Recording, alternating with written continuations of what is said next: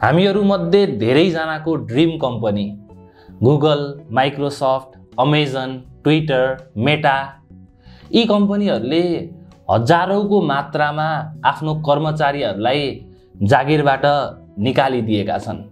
एउटा युवा जसको सोच हुन्छ कि म गुगलमा गएर काम गर्छु अनि उसले दिन रात मेहनत गर्छ गुगलमा काम गर्नको लागि अनि निकै मेहनत बावजुद उसले गुगलमा जागिर पनि गर्छ, सुरु गर्छ, एकदमै खुसी हुन्छ र त्यसको केही महिना पछाडि नै उसले सुन्नुपर्छ कि तँ चाहिँ कम्पनीबाट आउट हुने भइस। यो सुन्दाखेरि नरमाइलो लाग्छ। अहिले यस्तै भएको छ र यो हुनुको मुख्य कारण चाहिँ आर्थिक मन्दी रहेको छ।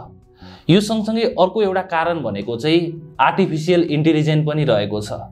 अहिले एआईले गर्दाखेरि कोडिङको, प्रोग्रामिङको मात्र होइन, धेरै जागिरहरू यसले रिप्लेस गर्ने अथवा कम मान्छे भएर नै त्यो काम गर्न सकिने भइसकेको छ। र यो भिडियो तपाईले अन्तिमसम्म हेर्नुस्। तपाईले पुरै देख्नुहुन्छ कि कसरी प्रोग्रामिङको जागिर, कसरी कोडिङको जागिर एआईले खान लागेको छ। तपाईले मजाले थाहा पाउन सक्नुहुन्छ। र एआईले कोडिङको जागिर खान्छ या खाँदैन यो अब क्वेशन नै छैन।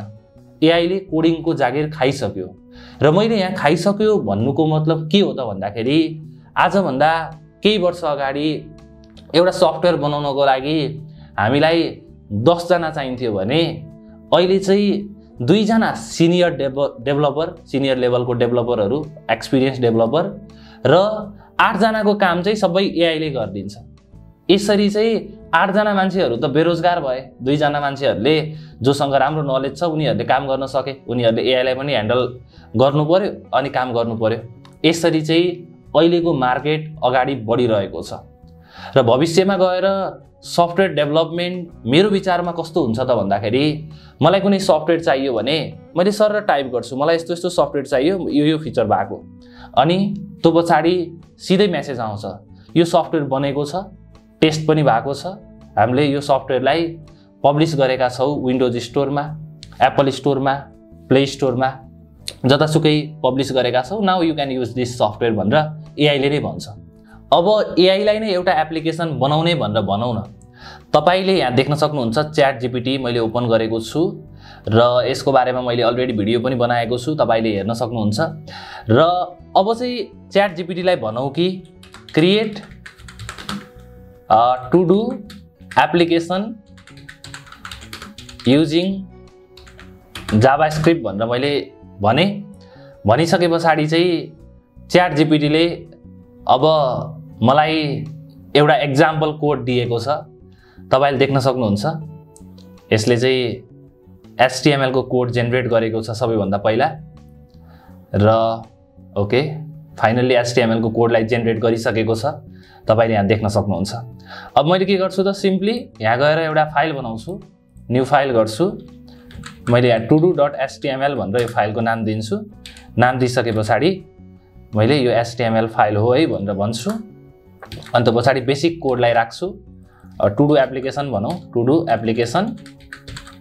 अनि त पछाडि चाहिँ मैले h1 दिएर चाहिँ टु डु एप्लिकेसन भनेर यो राखेको छु र यसलाई चाहिँ मैले यो कोडलाई चाहिँ कपी गरेर यो बडी भित्र लगेर राखिदिन्छु। यो कोड चाहिँ मैले राखेको छु र अनि यहाँ जाभास्क्रिप्टको कोड दिएको छ, यसलाई पनि मैले कपी गर्छु।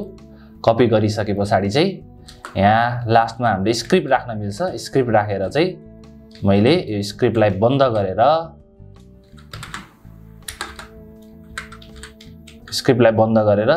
यसले यो दिएको कोडलाई पनि राख्छु, फर्म्याट गर्छु। अब यसलाई रन गरौँ। ओके यसलाई ओपन गरेर रन गरौँ। डाइरेक्ट ओपन गर्छु, मैले ओपन विथ लाइभ सर्भर गर्छु।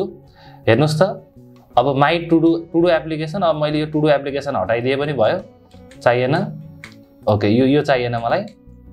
ओके हेर्नुस् त यो कोड चाहिँ आफै आएको छ, जेनेरेट भएको छ। यो मध्येको तपाईले देख्न सक्नुहुन्छ धेरै कोड एआईले जेनेरेट गरेको छ। अब मलाई त कोड जेनेरेट गर्नु परेन नि त, एआईले कोड जेनेरेट गरिदियो। सबै कामहरू एआईले गरेको छ। अब मैले यहाँ चाहिँ लेख्छु, जस्तो कि मैले गो टु जिम भन्छु, गो टु जिम भने अरे वाह यहाँ पनि आएको छ, तपाईँले देख्न सक्नुहुन्छ। फङ्सनालिटीको काम पनि यसले नै गरेको छ। अब मैले चाहिँ रिड बुक, किताब त पढ्नु पर्यो, यसले हामीलाई इन्टेलिजेन्ट बनाउँछ। ओके यो पनि भएको छ, तपाईँले देख्न सक्नुहुन्छ। यस्तै तरिकाले अब मैले गो टु होम, लास्टमा घर त जानु पर्यो, घर जानु है। ओके ल भएको छ। अब यसमा अलिकति डिजाइन पनि दे एआई भनेर भनौँ न, can you make it beautiful भनौँ न। Okay can you make it beautiful भनेर सोधौँ। अब एआईले के भन्छ, एआईले ब्युटिफुल बनाउनको लागि मद्दत गर्छ या गर्दैन? ओके गरिसकेको छ, हाम्रो लागि सीएसएस जेनेरेट गरिदिएको छ, स्टाइल जेनेरेट गरिदिएको छ। अब मैले चाहिँ यसले सीएसएस जेनेरेट गरिसके पछाडि जस्ट यो सीएसएसलाई कपी गर्छु अनि हाम्रो एप्लिकेसनमा लगेर राख्छु अनि लेट्स सी के हुन्छ हेरौँ। ओके यसले जेनेरेट गरिरहेको छ, ओके फाइनली जेनेरेट गरेको छ। अब मैले यसलाई कपी गर्छु, कपी गरिसके पछाडि स्टाइललाई चाहिँ हामीले हेडभित्र स्टाइल भन्ने ट्याग दिएर गरिन्छ, STYL स्टाइल, र यहाँ चाहिँ स्टाइललाई बन्द पनि गरौँ अनि यहाँ लगेर पेस्ट गरौँ। अब मैले एप्लिकेसनलाई फेरि हेर्छु कस्तो भयो। अरे वाह हेर्नुहोस् त, यो त गुगल जस्तै एप्लिकेसन बनाइदिएको छ त। च्याट जिपिटी अहिले, च्याट जिपिटी र गुगलको अहिले धेरै मान्छेहरूले कुरा गरिरहेछन् क्या, गुगल भन्दा च्याट जिपिटी राम्रो, च्याट जिपिटी राम्रो, गुगलले पनि यस्तो एउटा टुल बनाउने त्यसमा काम गरिरहेको छ भन्ने सुनिएको छ बाहिर, र गुगलको सिइओले चाहिँ त्यस्तै खालको टुल बनाउने भनेर आफ्नो टिमलाई पनि भनेका छन्।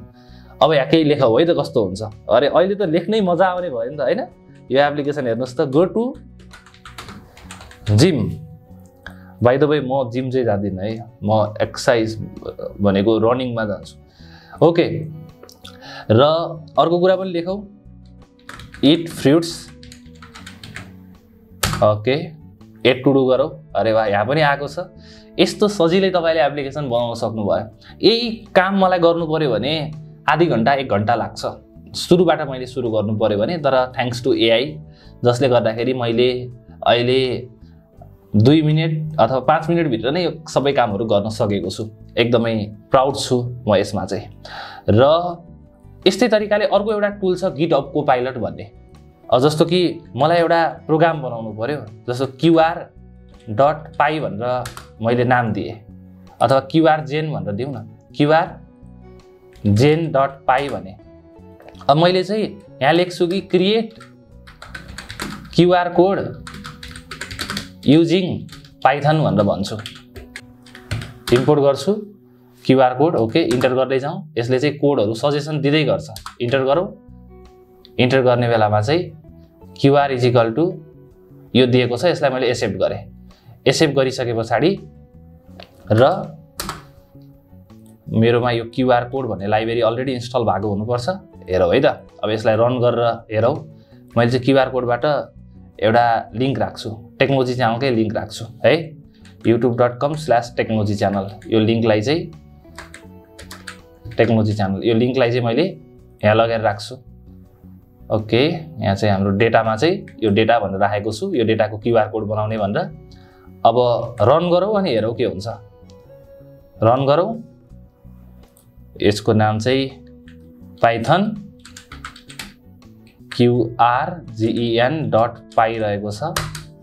ओके केही प्रब्लम आएको छ, import image, no module image. अब यहाँ चाहिँ इमेज भन्ने पनि रहेछ, हामीले यो QR.make इमेज, यहाँ चाहिँ हामीले नो मोडुल नेम इमेज भनेर भनेको छ।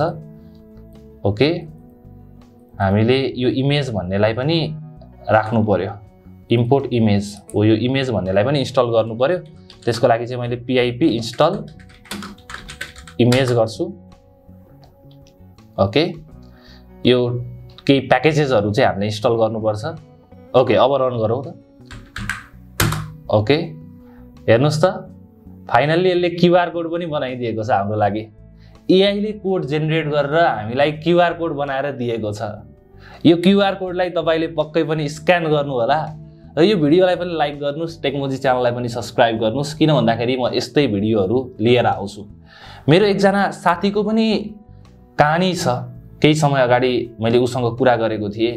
ऊ चाहिँ बाहिर छ, नेपालभन्दा बाहिर छ, एउटा सफ्टवेयर इन्जिनियर हो। अनि उसले भन्यो मलाई त जागिरबाट निकाल्यो यार। अनि मलाई दुःख लाग्यो। अनि मैले सोधेँ अब के गर्छौ त? अनि उसले भन्यो कि मलाई अहिले 3 महिनाको स्यालेरी त कम्पनीले दिन्छ, जब नगरे पनि दिन्छ, र कम्पनीले चाहिँ अन्त पनि जब पाउनको लागि मलाई मद्दत गर्छ भनेर भनेको थियो। त्यो चाहिँ राम्रो कुरा पनि हो। अब कम्पनीमा पनि पैसा नभएर कम्पनीले इम्प्लोयरलाई बाई बाई गर्नुपर्ने अवस्था आयो, त्यो कुरा रहेको छ। अब यस्तो टुलहरूले गर्दाखेरि त झन् थोरै मान्छेबाट नै धेरै काम हुने भइसक्यो। र यस्तोमा चाहिँ तपाईले यो तरिकाले नसोच्नुस् कि मैले अब मेरो जागिर त एआईले खायो भनेर कहिले पनि नसोच्नुस्। तपाईले यो तरिकाले सोच्नुस् कि मैले यो एआई को प्रयोग गरेर कसरी मेरो जिन्दगीलाई राम्रो बनाउन सक्छु, कसरी म अझ बेटर प्रोग्रामर हुन सक्छु भनेर तपाईले सोच्नुस्।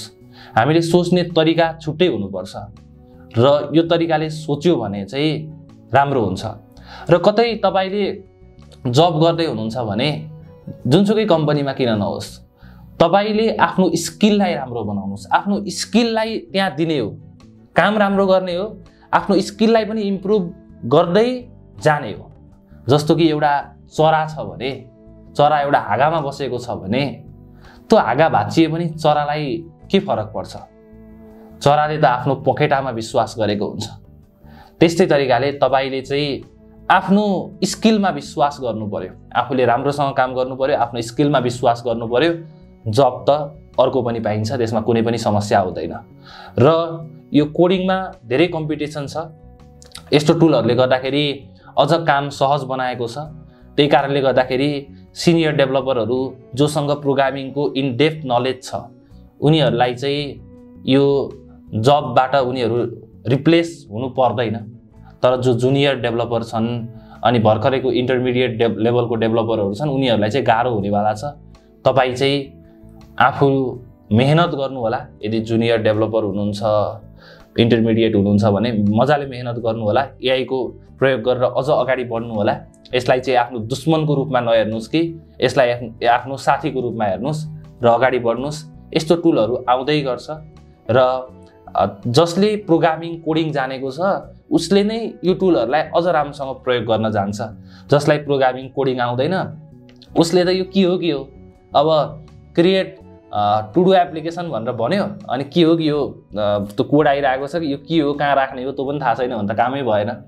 अनि भविष्य चाहिँ एकदमै चेन्ज हुनेवाला छ। भविष्यमा के हुन्छ भनेर कसैले प्रेडिक्ट गर्न सक्दैन।